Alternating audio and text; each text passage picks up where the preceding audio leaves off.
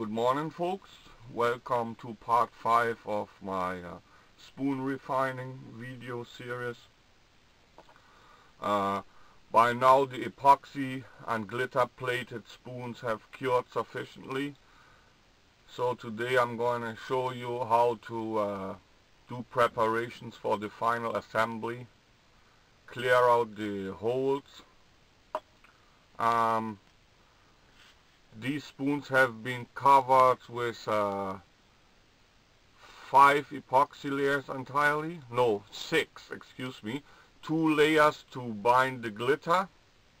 Then another 3 layers to smooth out the surface and for epoxy to flow in between every single gap in between the single glitter particles.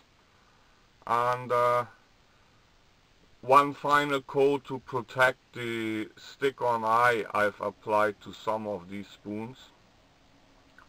I can feel it. This green one has a very smooth surface now. This is because the single grains of the single glitter particles are smaller than the gold and copper ones. This is still a little bit rough, but it doesn't matter. Okay, I will now proceed clearing off all the glitter reminders from the eyes and proceed with the final assembly of the spoons. Okay. To clean off the holes and widen them a bit from the epoxy and glitter, you would use a fine needle file, a round one, insert it from the plated side into the hole and simply widen the hole. Do not use coarse files because the rough surface of these files might crack out too many particles. You want a clean hole. To clean the eye holes, I'll use also a fine half round file and file around the circumference, the inner wall of the eye holes. This is just to extend the diameter to the previous diameter again so that the beads would fit inside. Okay. Any reminders on the reverse side of fingerprints or drops of epoxy, you could just scratch off with here. This is a piece of plastic, a cigarette lighter in this case, or a piece of hardwood.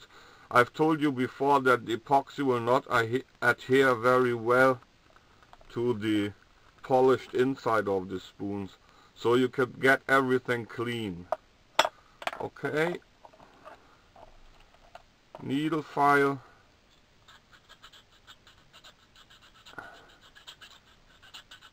this is just to widen the holes again and clean them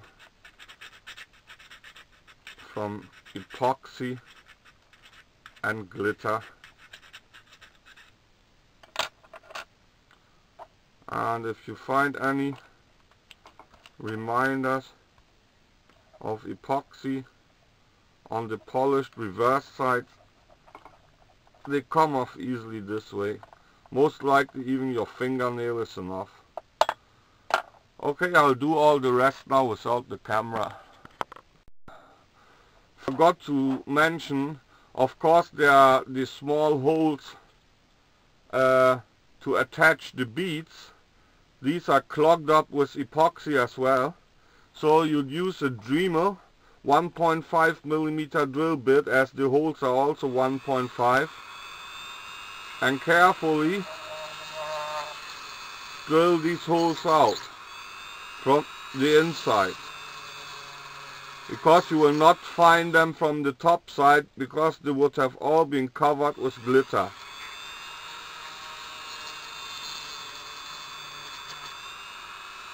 Do it very careful with a slow feed, because you do not want any epoxy to crack up.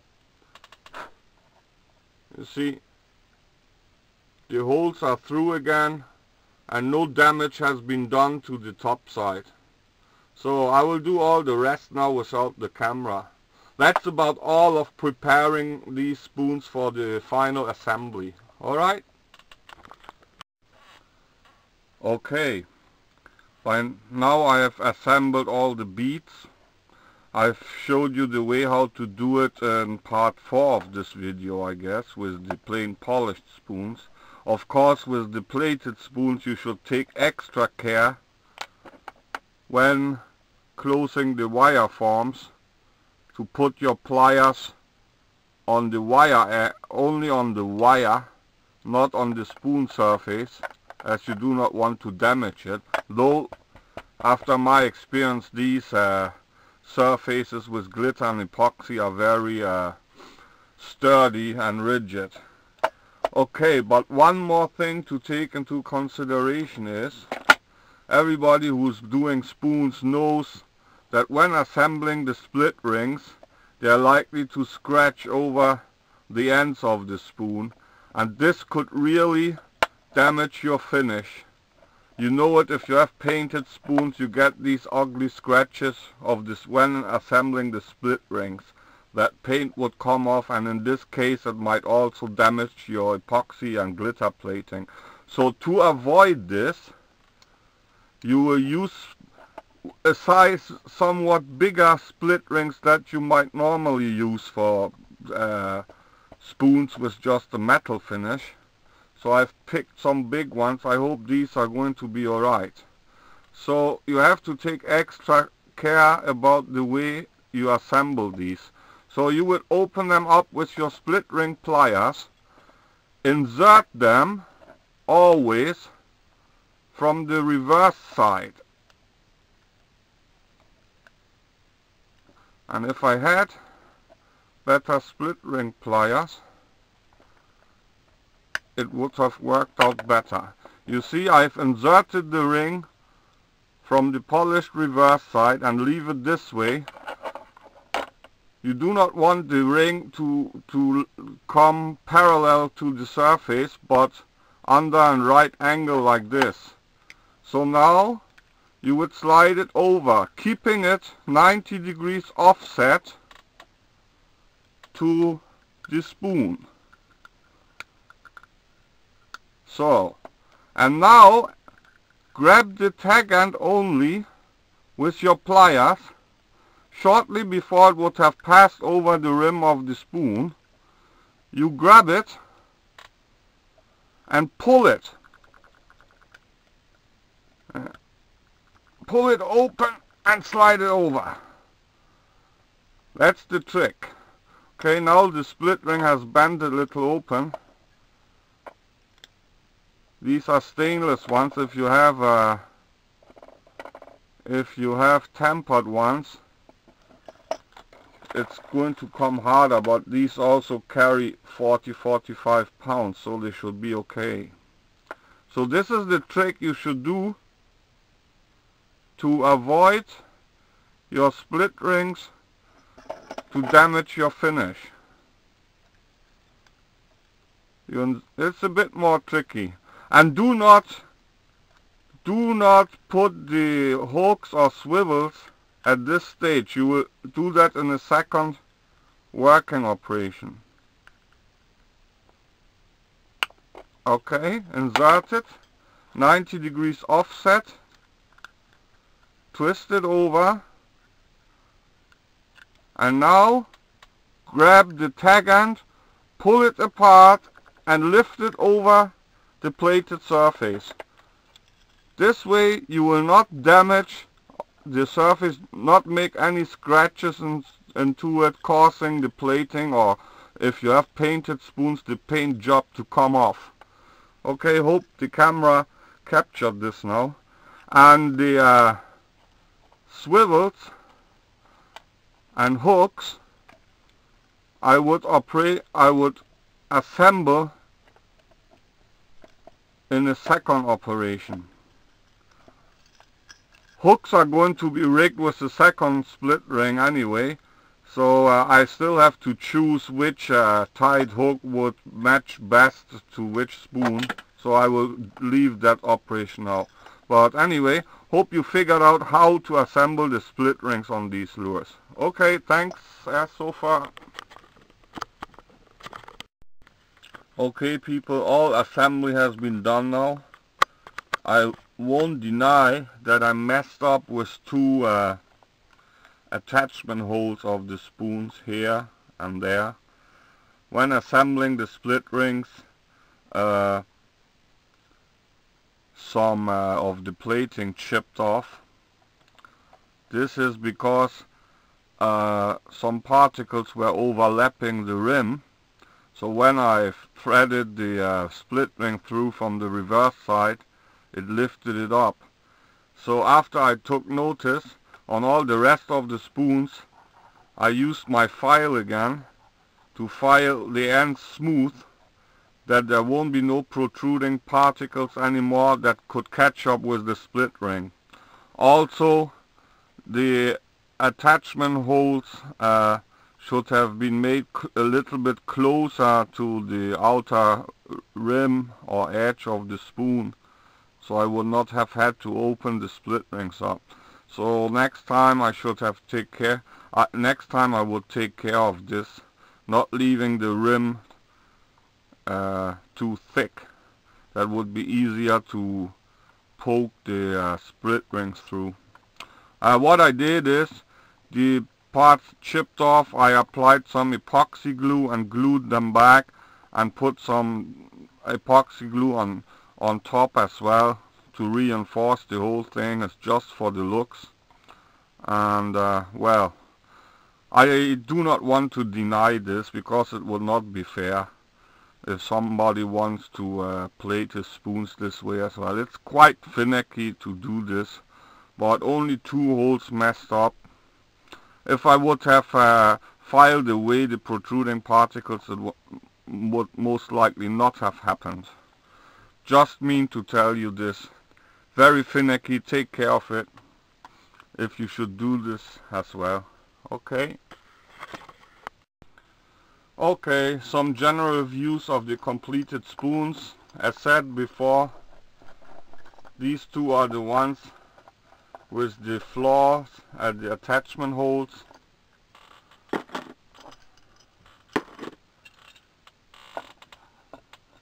Here's the big one. Turned out very nice. I think I'm going to use this one for a lure making competition which is presently going on the Tackle Underground website.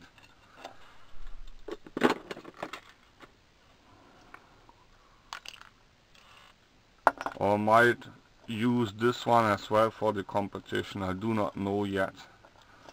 They turn out very beautiful in my opinion, even though my tying work, hook tying work, is quite crude. Only pity is that when once putting them in the water, these fluffy tails would shrink.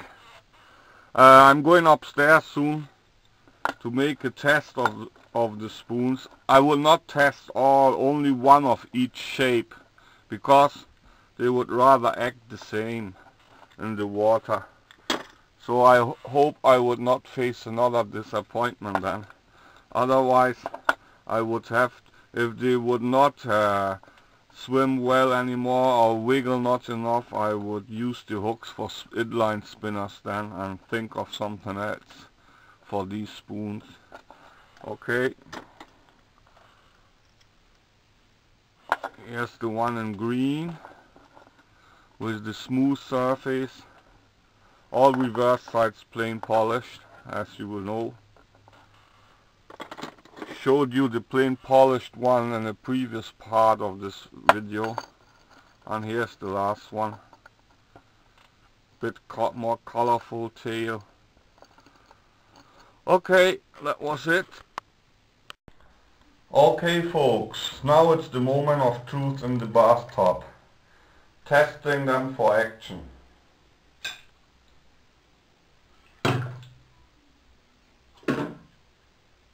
Yeah. The feather tails really decrease the wiggle somewhat. I remember when having tested the spoon blanks in the blank condition, they wiggled somewhat more.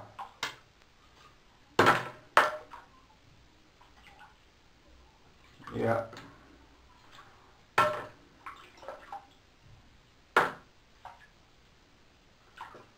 But with the feather tail, it gives an appearance somewhat bit like a swim bait.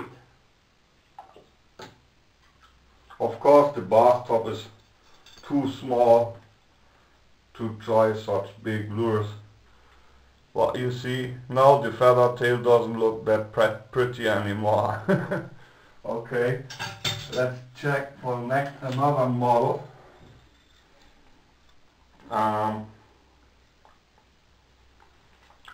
This one turned on the reverse side and only fluttered up and down, so yeah, it doesn't do this anymore because of the tail, slowing it down somewhat. So now I'm satisfied with the action. It cants from one edge to the other. Yeah. I will talk about that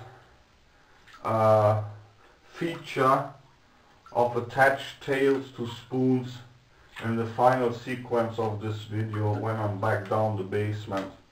Okay, fully satisfied.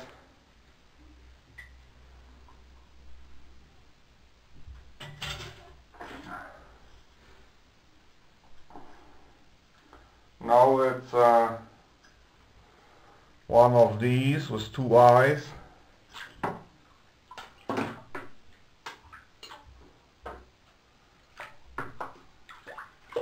Oh wow, looks like the tail is too much of a good thing for this one.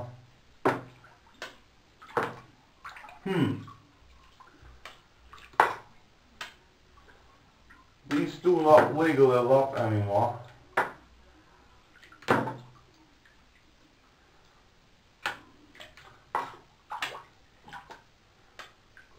I'm presently working on some other lures like this of thicker sheet and with a more pronounced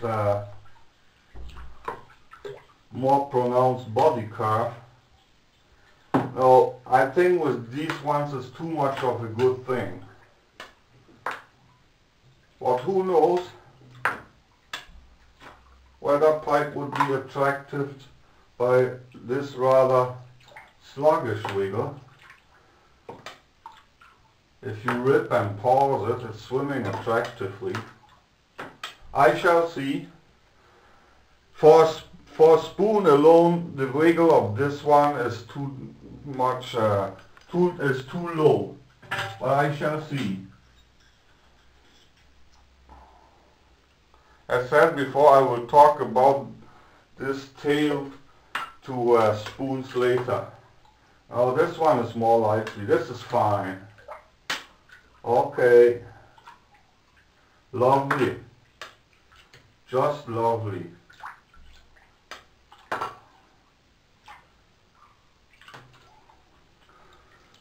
Okay, I guess there's one more left to try now, one more model, which is the elongated one, this one.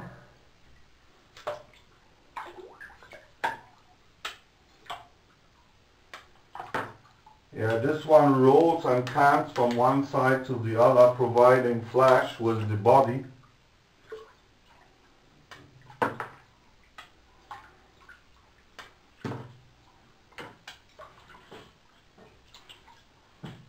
Well, anyway, this is nice as well. And remember, it's my first time doing such spoons.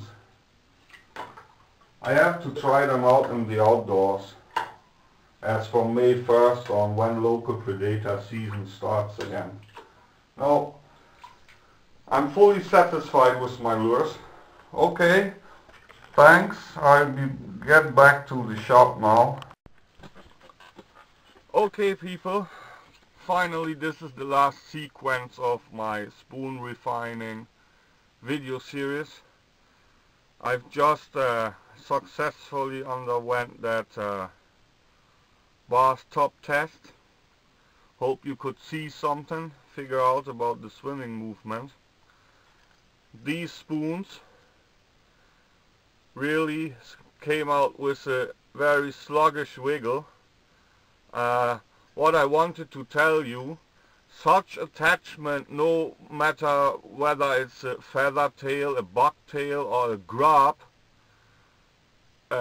would slow down the wiggle of a lure, simply because it works like some kind of parachute. But I wanted this on intention because, for example, these big spoons here, they really canted from one edge to the other and even thumping up and down like this. So I wanted to slow them down by attaching these tails. I'm satisfied with the action of all of these spoons. Maybe these over ones with the two bead eyes turned out too slow because they just gently rock along. So I will have to find out in the outdoors, as from May 1st on, when lure fishing season starts here. If I would not be satisfied with the action, I would take the feather tails off and substitute them with simple treble hooks. What else I could try? You see, here is another spoon of same size and same shape, but this one is thicker, of 2mm brass, and maybe, as you can see, its cupping is much more pronounced. Thus, its action will be more pronounced as well. Maybe it would even turn on its reverse side and only flutter up and down. So I could take the feather tail and attach it to this one and come up with a stronger action. I shall see. In every case, such attachment slows down the action of a spoon. Right, that. If you want to soup up commercial spoons with such a tail, it will not work with every spoon model, because you need a spoon model that rigged with a single treble hook already sports a very strong wobbling action, very strong canting, or even overturning and swimming like this, which I don't like. Such spoons you could use to attach feathered trebles or bucktails or grubs to. The ones that have a moderate action right from the start are not suitable. You can see it with this spoon, for example. It slows down the action too much. Commercial spoons that might be suitable, that I can think of briefly, would be the American Hofschneider Red-Eye Wiggler. Looks a bit similar like this, but is wider and has pointed tips. But the action of the Red-Eye Wiggler is also like this. So I'm very sure it could take such a feather tail or a bucktail. A German spoon model which might be suitable would be the 3 spoon lines of the company Profi Blinker. You can look at these spoons in one of my videos called International Casting Spoons or something like that. I've posted that more than a year ago on YouTube, just to have an idea. But as said before, such attachments will not work out with any kind of spoon. It is essential that the commercial spoon has a very strong and pronounced wiggle right from the start, because this attachment would slow the action down. But you saw in my bathtub test that it looks very attractive with that tail in the water undulating and even shaking around like the rear section of a swim bait. Okay, I hope you've enjoyed my video series and you could learn from it. Give me some comments, criticism, negative or positive. It's always welcome. Thanks a lot for tuning in, and goodbye.